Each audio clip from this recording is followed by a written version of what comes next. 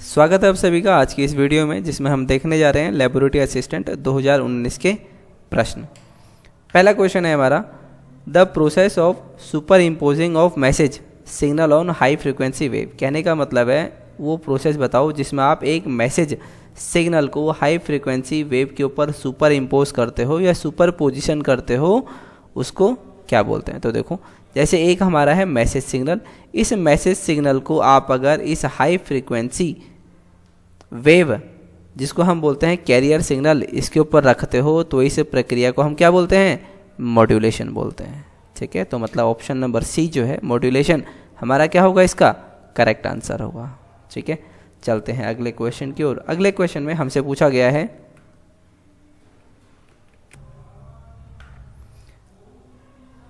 अगला क्वेश्चन है, a non destructive approach to compare ink line is done by. स्याही की पंक्तियों की तुलना करने के लिए गैर विनाशकारी तरीका कौन सा होता है। कहने का मतलब है ये टेक्निक यूज़ करी जाती है फोरेंसिक साइंस में, जिसमें क्या होता है, मान लो एक पेज है, पेज पे कुछ लिखा हुआ है। ठीक है, पेज पे कुछ लिखा हुआ है और वो किससे लिखा हुआ है, पेन से लिखा हुआ है, और पेन में क्या होती है, इंक से लिखा हुआ है। पेन में क्या होती है, इंक। तो कहने का मतलब है डायरेक्टली इनडायरेक्टली पेज पर क्या किसकी मदद से लिखा हुआ है, इंक की मदद से। आपको क्या करना है, मान लो आपको किसी व्यक्ति के घर में एक पेज मिला है और यही पेज आपने एक दूसरे व्यक्ति के घर में भी देखा है जिसमें सेम हैंड राइटिंग है। ठीक है, तो आपको इंक जो इस्तेमाल करी है उसका पता लगाना है कि इंक जो है वो कौन से कलर की है या कौन से पेन की है, या उसकी राइटिंग जो है वो सेम है या नहीं है। तो इस टेक्निक जो आप इस्तेमाल करते हैं वो होती है इंफ्रारेड ल्यूमिनेसेंस का टेक्निक का इस्तेमाल करते हैं इंक को पहचानने के लिए। ठीक है, ताकि जो आपने लिखा हुआ है वो डिस्ट्रॉय ना हो, मतलब जो लिखा हुआ है उसमें कोई भी त्रुटि ना हो या कोई भी खराबी ना आए, या हो सकता है आप ऐसा कोई टेक्निक इस्तेमाल ना करें ताकि क्या है, पेन की इंक जो है वो ख़राब हो जाए या जो लिखा हुआ है वो मिट जाए। ठीक है, तो ऐसा करने से बचने के लिए हम एक टेक्निक इस्तेमाल करते हैं जिसका नाम क्या है, इंफ्रारेड ल्यूमिनेसेंस। ठीक है, ये होती है नॉन डिस्ट्रक्टिव अप्रोच, मतलब इसका इस्तेमाल करने पे इंक जो है वो ख़राब नहीं होती है। ठीक है, या मतलब जो उसमें लिखा हुआ है वो मिटता नहीं है या कोई भी उसमें डिस्टॉर्शन नहीं आता है अपने ओरिजिनल फॉर्म से। चलते हैं अगले क्वेश्चन की ओर। अगले क्वेश्चन में आपसे पूछा है, heterocysts are not found in. जो हमारे हेट्रोसिस्ट हैं वो किस में नहीं पाए जाते हैं। तो हेट्रोसिस्ट क्या होती हैं, कुछ स्पेशल टाइप की सेल्स होती हैं जो नाइट्रोजन फिक्सेशन में हेल्प करती हैं। ऑप्शन दिए गए हैं ऑसिलेटोरिया, नॉस्टॉक, रेवुलेरिया या ग्लियोट्रिकिया। तो जो हमारा ऑसिलेटोरिया होता है, ऑसिलेटोरिया में भी एक हमारी मराइन स्पीसीज होती है ऑसिलेटोरिया की, जिसका नाम होता है ट्राइकोडेस्मियम, TRICHODESMIUM।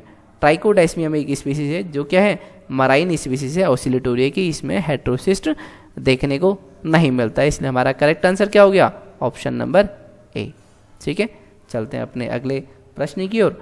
अगले प्रश्न में हमसे पूछा है, टिकोइक एसिड किस में मौजूद नहीं होता है या किस में एब्सेंट होता है। ग्राम पॉजिटिव में, वायरस अफेक्टेड ग्राम पॉजिटिव में, या ग्राम नेगेटिव बैक्टीरिया में। तो मैंने यहाँ पर दे रखे हैं आप लोगों की सुविधा के लिए ऑप्शन जो आप पढ़ सकते हैं।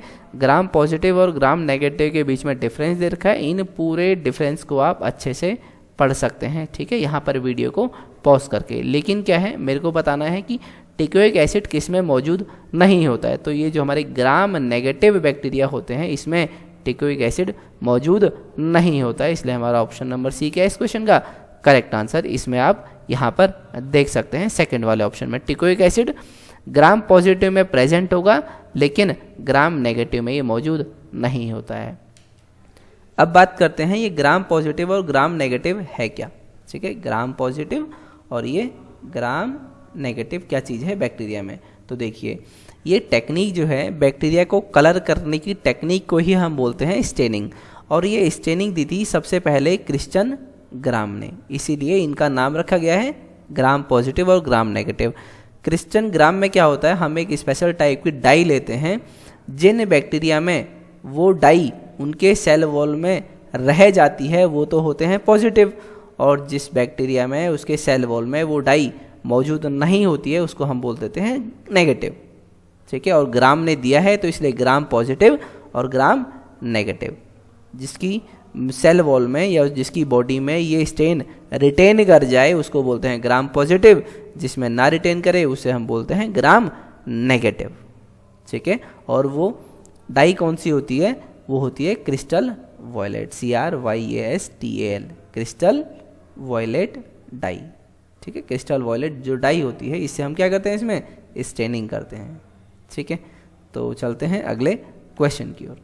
अगले क्वेश्चन में हमसे पूछा है जो टिंचर आयोडीन होता है वो क्या होता है। कहने का मतलब है जो टिंचर आयोडीन है वो क्या है। तो ये हमारा क्या होता है, I2 का एल्कोहलिक सॉल्यूशन होता है। कहने का मतलब है इसको अल्कोहल और पानी में मिला दोगे तो ये क्या हो जाएगा, टिंचर आयोडीन का सॉल्यूशन, जिसमें क्या होता है, आयोडीन होता है, अल्कोहल होता है और पानी होता है। या मैं बोलूँ पानी और अल्कोहल में अगर आप आयोडीन मिला दोगे तो वो क्या बन जाएगा हमारा, टिंचर आयोडीन सॉल्यूशन या टिंचर आयोडीन। तो हमारा आंसर क्या होगा, ऑप्शन नंबर सी करेक्ट होगा, एल्कोहलिक सॉल्यूशन ऑफ I2, ठीक है।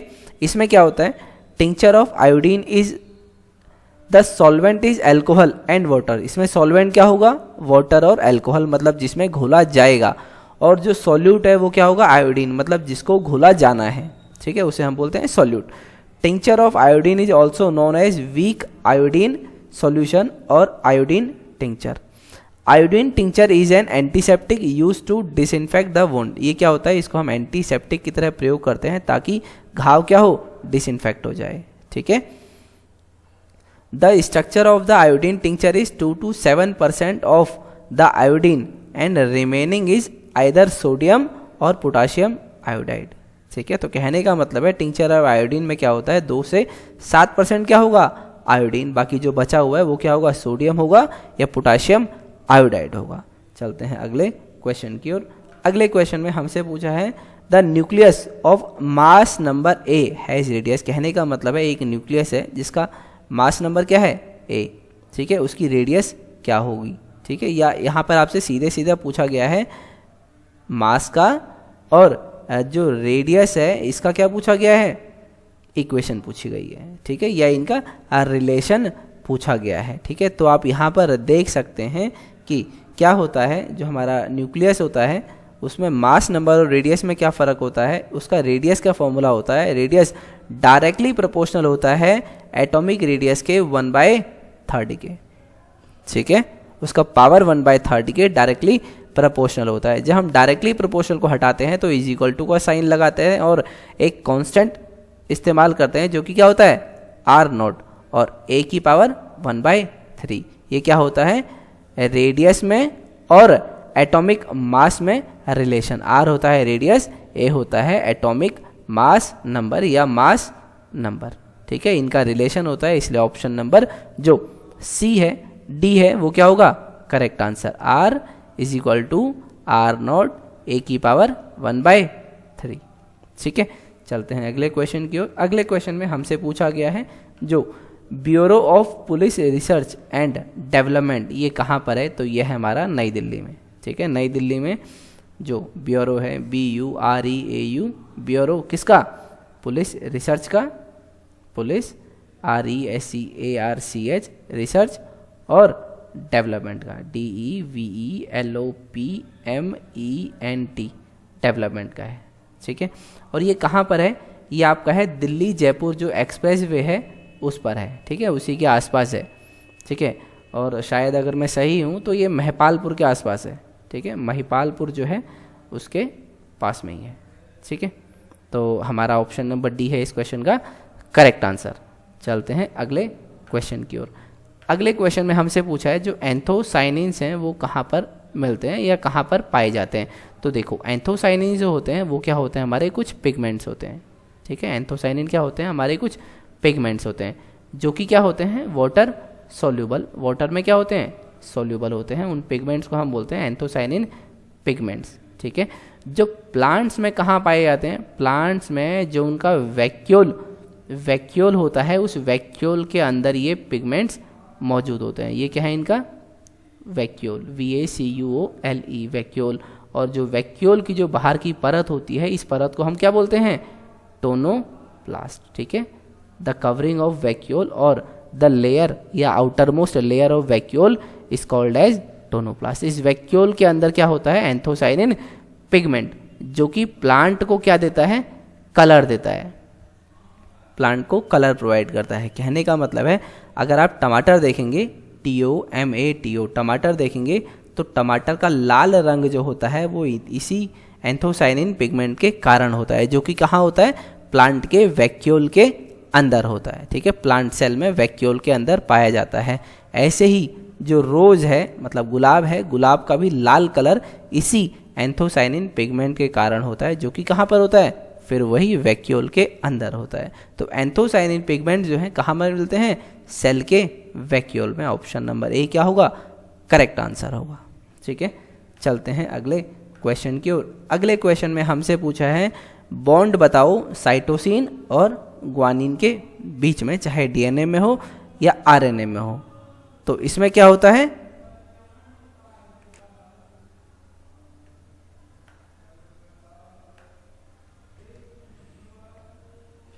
C-G के बीच में पूछा है हमसे बॉन्डिंग। C साइटोसिन है, G क्या है, ग्वानिन। C और G के बीच में बॉन्डिंग पूछा है। तो देखो इसमें क्या होता है, एक होता है एडेनिन, थाइमिन। साइटोसिन और ग्वानिन इन दोनों के बीच में बनते हैं बॉन्ड्स। बॉन्ड्स कौन से बनेंगे, हाइड्रोजन बॉन्ड, जिनको हम क्या नाम देते हैं, हाइड्रोजन, HYDROGEN, हाइड्रोजन बॉन्ड्स। ठीक है, हाइड्रोजन बॉन्ड्स बनते हैं उनके बीच में। ठीक है, तो एडेनिन और थाइमिन के जो बीच में बॉन्ड बनता है वो बनता है डबल हाइड्रोजन बॉन्ड, मतलब 2 हाइड्रोजन के बॉन्ड बनते हैं। लेकिन जब हम साइटोसिन और ग्वानिन की बात करते हैं तो इसमें 3 हाइड्रोजन बॉन्ड बनते हैं। पहला हाइड्रोजन बॉन्ड, दूसरा हाइड्रोजन बॉन्ड, तीसरा हाइड्रोजन बॉन्ड। इसमें बनते हैं 3 हाइड्रोजन बॉन्ड, इसमें बनते हैं 2 हाइड्रोजन बॉन्ड। हमसे किससे पूछा है, C और G का, मतलब साइटोसिन और ग्वानिन का। तो हमारा आंसर क्या होगा, ट्रिपल हाइड्रोजन बॉन्ड। 3 हाइड्रोजन के बॉन्ड देखने को मिलते हैं। ठीक है, चलते हैं अगले क्वेश्चन की ओर। अगले क्वेश्चन में हमसे पूछा है इनमें से कौन सी क्या है, wrong equation from the following, इनमें से कौन सी गलत इक्वेशन है। तो ये है हमारी इसकी गलत इक्वेशन, या आप इक्वेशन देख के बता सकते हैं। ठीक है, चलते हैं अगले क्वेश्चन की ओर। अगले क्वेश्चन में हमसे पूछा है जो डेविसन और जर्मर का एक्सपेरिमेंट है, जिसमें फर्स्ट ऑर्डर जो डिफ्रैक्शन होता है वो मैक्सिमम किस एंगल पर होता है। ठीक है, मतलब जो इंसिडेंट एंगल और रिफ्लेक्टेड रे के बीच में जो एंगल होता है वो कितना होता है। ठीक है, या वो मैक्सिमम डिफ्रैक्शन किस एंगल पर शो होता है, इंसिडेंट और रिफ्लेक्टेड रे के बीच का एंगल। ठीक है, तो पहले समझते हैं डेविसन जर्मर एक्सपेरिमेंट के बारे में। तो जो डेविसन जर्मर एक्सपेरिमेंट है ये किया जाता है क्यों, जब हमें लाइट का क्या देखना हो, वेव नेचर। लाइट का जब भी हमको वेव नेचर देखना हो तो हम ये वाला एक्सपेरिमेंट करते हैं। ठीक है, अगर लाइट का हमको पार्टिकल नेचर देखना है तो क्या हम करते हैं, photo electric effect. Photo electric effect हमें क्या बताता है, लाइट का पार्टिकल नेचर, और ये हमें क्या बताता है, लाइट का वेव नेचर। तो जिस एंगल पर ये डिफ्लेक्शन मैक्सिमम होता है, ये क्या है, इलेक्ट्रॉन गन से क्या निकल रही है, बीम निकल रही है। ठीक है, और ये यहाँ पर क्या हो रही है, रिफ्लेक्ट हो रही है। ये है इंसिडेंट रे, ये है रिफ्लेक्टेड रे। इसके बीच का जो एंगल है वो कितना है, 50 डिग्री एंगल है। मतलब जो हमारा 50 डिग्री एंगल पर क्या शो होता है, मैक्सिमम डिफ्रैक्शन शो होता है। ठीक है, या फिर electron scattering peak at 50 degree angle, मतलब इलेक्ट्रॉन का जो स्कैटरिंग है वो 50 डिग्री एंगल पे मैक्सिमम होता है। ठीक है, और इसमें जो हम बैटरी इस्तेमाल करते हैं वो 54 वोल्ट की इस्तेमाल करते हैं। ठीक है, बाकी इसका है डी ब्रॉगली ने हाइपोथेसिस दी थी, वो दी थी 1924 में। डेविसन जर्मन एक्सपेरिमेंट हुआ था 1927 में, और इन्हीं को नोबेल प्राइज मिला है 1929 में। ठीक है, तो चलते हैं अगले क्वेश्चन की ओर। अगले क्वेश्चन में हमसे पूछा है जो मोटोलोव कॉकटेल होता है ये क्या होता है, ये एक टाइप का बॉम्ब होता है, पॉइजन होता है, एडिक्शन सब्सटेंस है, या मेडिकेशन है। तो आप अभी देख रहे होंगे अभी क्या हो रहा है, रशिया और यूक्रेन के बीच में क्या हो रही है, लड़ाई हो रही है। इस वॉर में शुरुआती दौर में ऐसा देखा गया था कि यूक्रेन ने यही मोलोटोव कॉकटेल जो है वो रशिया की जो सेना है उसके ऊपर फेंके थे। तो हम देखते हैं ये मोलोटोव कॉकटेल होता क्या है। तो मोलोटोव कॉकटेल कुछ नया नहीं है, बल्कि क्या है, एक देसी बम है। ठीक है, इसको बोलते हैं देसी बम या बोतल बम। ठीक है, देसी बम बोलते हैं या बॉटल बॉम्ब बोलते हैं, bottle bomb, BOTTLE, bottle bomb, BOMB bomb. अब इसमें क्या होता है, इसमें एक बॉटल होती है, ठीक है, बॉटल के अंदर क्या होता है, बॉटल के अंदर 1 कप होता है मोटर ऑयल और 3 कप होता है गैसोलीन, ठीक है। मान लो एक बॉटल है, ठीक है, बॉटल है, इसमें 3/4 क्या होगा, मान लो 3/4 मैं बोलूँ, इसमें 3/4 क्या होगा, या 3 कप क्या होगा, गैसोलीन होगा, और 1 पार्ट जो होगा वो इसका क्या होगा, मोटर ऑयल होगा, ठीक है। और इसमें ऊपर क्या होगा, एक जो इसकी ओपनिंग होती है, ओपनिंग में एक कपड़ा लगा होगा, इस कपड़े में आग लगा के आप इसको फेंक देते हो फिर अपनी दुश्मन के ऊपर। तो ठीक है, तो देखो बोतल भी देसी है, ये भी आपको आसानी से मिल जाता है, गैसोलीन और मोटर ऑयल, और आप उसके ऊपर बत्ती लगा के फेंक सकते हो। मतलब ये क्या है, ये आसानी से कहीं भी बनाया जा सकता है, किसी भी गांव देहात के इलाकों में बनाया जा सकता है, इसीलिए इसको बोलते हैं देसी बम। और ये इस प्रकार का होता है जो कि यूक्रेन ने रशिया के मिलिट्री के ऊपर या आर्मी के ऊपर फेंका था, ठीक है। तो ये एक टाइप का क्या होता है, ये एक टाइप का बॉम्ब होता है। ये जो फोटो है ये मैंने किसी न्यूज़पेपर से निकाली है, ये गूगल पर आपको आसानी से मिल जाएगी। इस वीडियो का मकसद ये नहीं है कि आपको ये बनाना सिखाए, ठीक है, आपको सिर्फ इतना बताना होता है कि ये क्या था करके, मोटोलोव कॉकटेल, ये सिर्फ इसलिए बताया गया ताकि आप चीज़ों को अच्छे से समझ सकें, ठीक है। मेरी इस वीडियो का मतलब ये बिल्कुल भी प्रमोट करना नहीं है कि आप इसको बनाना सीखो, ठीक है, ये सिर्फ एक वैसे ही समझाने के लिए ली गई है फोटो। अगले क्वेश्चन में हमसे पूछा है, जो केमिकल कंपाउंड है produce by host plant as a defence reaction to pathogen. अब यहाँ पे कहानी क्या है, यहाँ पे कहानी यह है, मान लो एक प्लांट ले लिया, प्लांट क्या, मैं एक ट्री ले लेता हूँ, ठीक है, इसमें एक पैथोजन ने अटैक किया। पैथोजन वो सब्सटेंस होता है या वो एलर्जिक सब्सटेंस होता है जो इस पौधे में कोई रोग उत्पन्न कर सकता है। मान लो ये पौधा, ये प्लांट के अंदर या इस पेड़ के अंदर ये चला गया, ये क्या था, पैथोजन, जो इसमें रोग उत्पन्न कर सकता है। तो इससे बचने के लिए प्लांट जो अपने अंदर ऐसा सब्सटेंस बनाता है जो वो इससे इस रोग के खिलाफ लड़ने में क्या मदद करे, इसकी क्या करे, मदद करे। तो इसी को हम बोलते हैं अलेक्सिन सब्सटेंस, ALEXIN, अलेक्सिन, या हम इसको और कॉमनली बोलते हैं फाइटो अलेक्सिन। फाइटो अलेक्सिन नामक जो सब्सटेंस है वो कौन बनाता है, प्लांट बनाता है। क्यों बनाता है, ताकि वो इस बाहर से आए हुए पैथोजन के खिलाफ लड़ने में इसकी मदद कर सके, ठीक है। इसी को हम क्या बोलते हैं, फाइटो एलेक्सिन। इसीलिए जो ऑप्शन नंबर बी है वही क्या हो जाएगा, इसका करेक्ट आंसर हो जाएगा, ठीक है। चलते हैं अगले क्वेश्चन की ओर। अगले क्वेश्चन में आपसे पूछा गया है, जो हमारे बाल्बियानी रिंग है ये किससे संबंधित होते हैं, लिपिड सिंथेसिस से, स्टार्च सिंथेसिस से, न्यूक्लियोटाइड सिंथेसिस से, या RNA और प्रोटीन सिंथेसिस से। तो आपको मैं समझा चुका हूँ बाल्बियानी रिंग या पॉलीटीन क्रोमोसोम के बारे में पहले ही, तो आप वहाँ से देख सकते हैं। नहीं तो ये किससे संबंधित होते हैं, RNA और प्रोटीन सिंथेसिस से बाल्बियानी रिंग, ठीक है। ये आप देख सकते हैं यहाँ पर पॉलीटीन क्रोमोसोम का डायग्राम, जिसमें ये निकल रहे हैं बाहर से ये रिंग, इसी को बोलते हैं बाल्बियानी रिंग बोलते हैं, जिसमें बैंड भी होते हैं, ठीक है, बैंड और इंटरबैंड दोनों होते हैं इसमें, ठीक है। चलते हैं फिर अगले क्वेश्चन की ओर। अगले क्वेश्चन में हमसे पूछा है, कंपाउंड बताओ जिसमें हाईएस्ट बॉइलिंग पॉइंट होता हो, ठीक है, हाईएस्ट बॉइलिंग पॉइंट होता है, एन-हेक्सेन, एन-पेंटेन, नियोपेंटेन या 2-मिथाइल ब्यूटेन। तो इसी का क्या होता है, हमारा हाईएस्ट बॉइलिंग पॉइंट होता है, मतलब जो है उसका उच्च क्वथनांक होता है, ठीक है। क्वथनांक मतलब बॉइलिंग टेम्परेचर, जहाँ पे कोई चीज़ उबलनी चालू हो जाती है, ठीक है। चलते हैं अगले क्वेश्चन की ओर। अगले क्वेश्चन में हमसे पूछा गया है, for vacuum the dielectric constant, vacuum के लिए, वैक्यूम मतलब जहाँ पर कोई भी हवा ना हो, उसके लिए डाई इलेक्ट्रिक कॉन्स्टेंट क्या होता है। अब हम समझते हैं पहले डाई इलेक्ट्रिक कॉन्स्टेंट है क्या। तो जो ये डाई इलेक्ट्रिक कॉन्स्टेंट है वो होता क्या है, रिलेटिव परमिटिविटी, ठीक है। डाई इलेक्ट्रिक कॉन्स्टेंट को हम K से दर्शाते हैं और रिलेटिव परमिटिविटी को ER से। ये क्या होता है, रिलेटिव परमिटिविटी होती है। अब ये रिलेटिव परमिटिविटी क्या होती है, ये होती है permittivity of metal divided by permittivity of vacuum. कहने का मतलब है ये मेटल मटेरियल के और वैक्यूम के परमिटिविटी का क्या होता है, रेशियो होता है। इसी को हम क्या बोलते हैं, डाई इलेक्ट्रिक कांस्टेंट, ठीक है।